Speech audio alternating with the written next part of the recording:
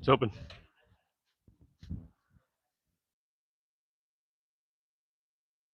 How you guys doing? How are you? Excellent.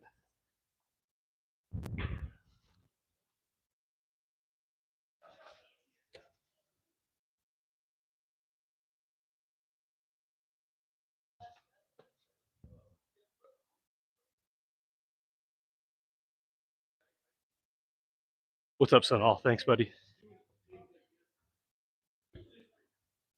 Hey guys, I'm gonna check your chat in just a second here. Hey, how are you? Excellent to see you. Over at Acadia? Yeah, we got the league going and everything. It's just about it's gonna be finished up in 4 weeks here, and then we got a bunch of people going to Vegas this February. Should be great. Hey, fancy seeing you here.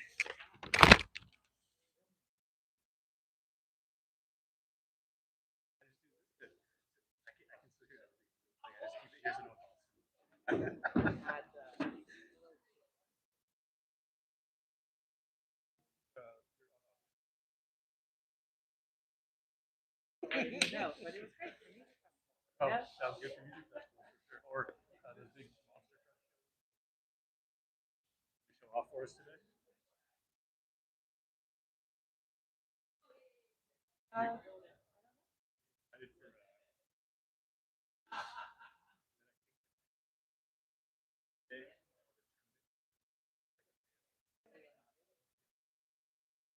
Can we turn it off? I'll text you. Don't worry about it.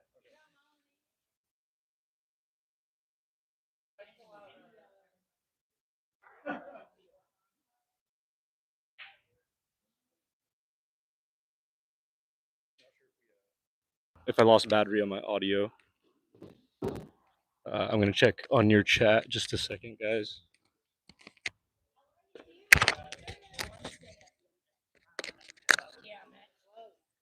I'm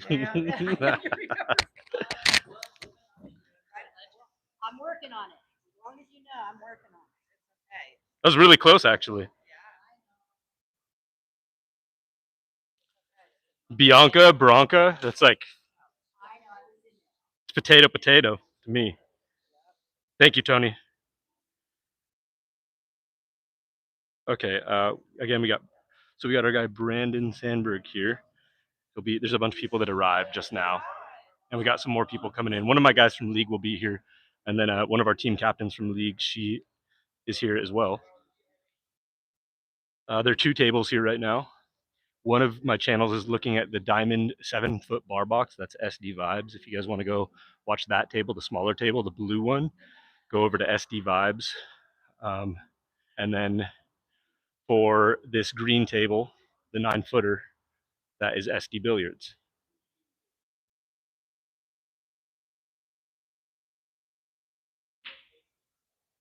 I'll show you guys around this whole place in a little bit. And I'll be explaining what Brandon's explaining as he's going down.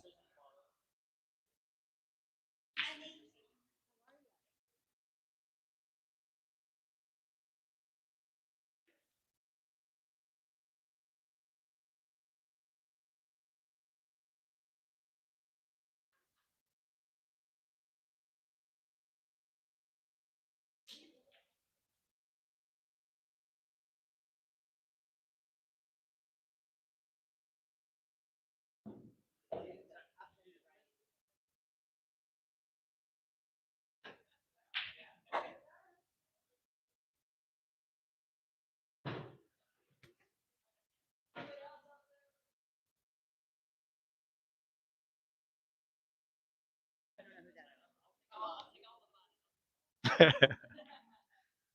right, they're about to start.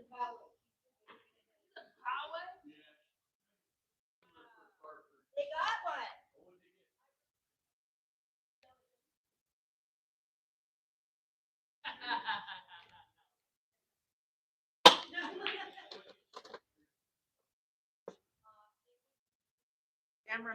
Cameraman. I quit pool. Just filming now. Yeah, it is.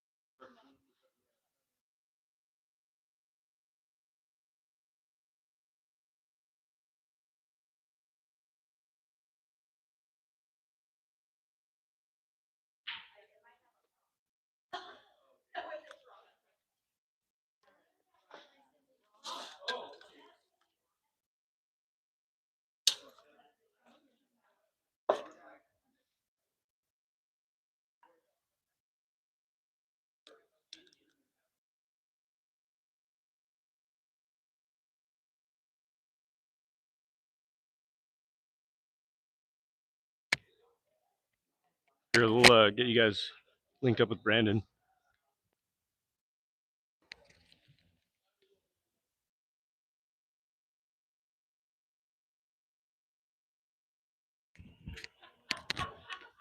You done to mic up so they can hear what you're saying? Sure. Cool. Yeah. Right, you're going to be listening to Brandon now. He's the coach for the day. Okay, how are we gonna do this?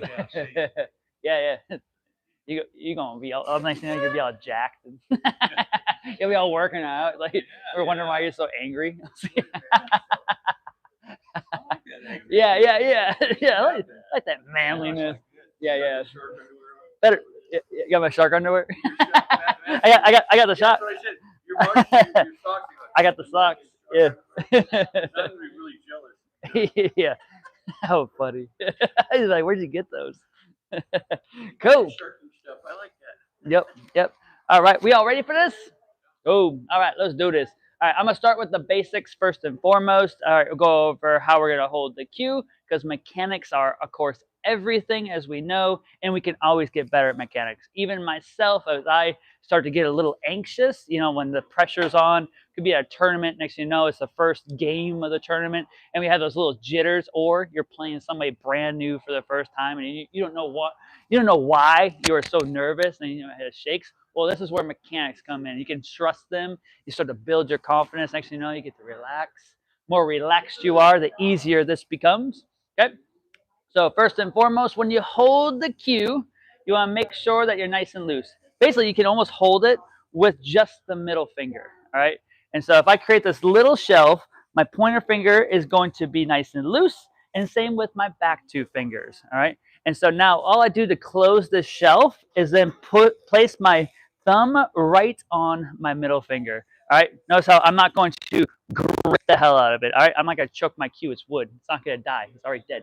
All right. So from here, nice and loose. All right. So I got my shelf created. I'll wrap my thumb. Notice how when I set up, I'm going to make sure that my elbow comes up to 90 degrees. Now, once you get your elbow up to 90 degrees, here, you're going to have a straight line from your elbow all the way down through your forearm to your middle finger knuckle, okay? So now from here, you want to make sure that you're nice and loose, because if you're tight, this thing will do whatever your arm does, all right? So we want to be making sure that that tip goes straight forward, straight back at all times. Notice how I am not dropping my elbow. I'm not moving my arm. The only thing moving here is the lower arm, the forearm. All right, so elbow stays right where it's at. I can stroke straight forward, straight back. Okay. So when you step up to your ball, you have your placement. Generally, I like to go find my middle of my stick, and I'll set my hand right in the middle of that balance point. So if my balance point's here, I'm gonna go right in the middle, right here.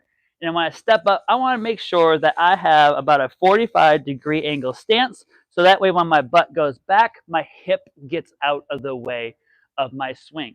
All right. So, because if I stepped up straight and then I expect to come down, my hip is all up in my way. All right. So I'm going to then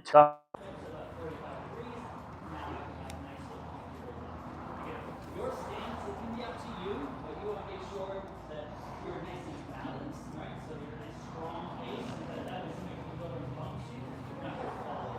If I had a very narrow stance here, I'm going to 45 degrees. Good. So you knock it over, so we can go balance. You're too wide, makes it another different by your seat. Okay? You want to make sure it's nice and soft. Now the front hand is just a bridge. This is only to hold your stick in the one place to make sure that there's control.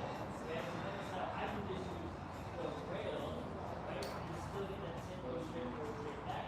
This is just to hold your stick. Again, the control. There's a holding bridge where you take your thumb and bring it up to your third knuckle of your finger, all the way up there, and create this little beat. Right? Good place to start for a little.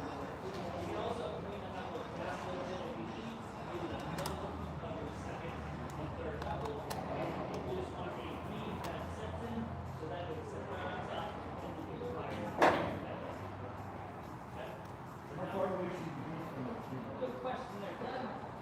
So, when you step up, the distance between your bridge and the cue ball will be around 6 to 8 inches away.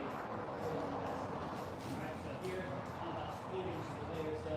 Alright, so that way I have a nice little good practice stroke. I can look for the cue, and I can fire in. If I get too close, I don't have the power, especially if I have a long shot like this.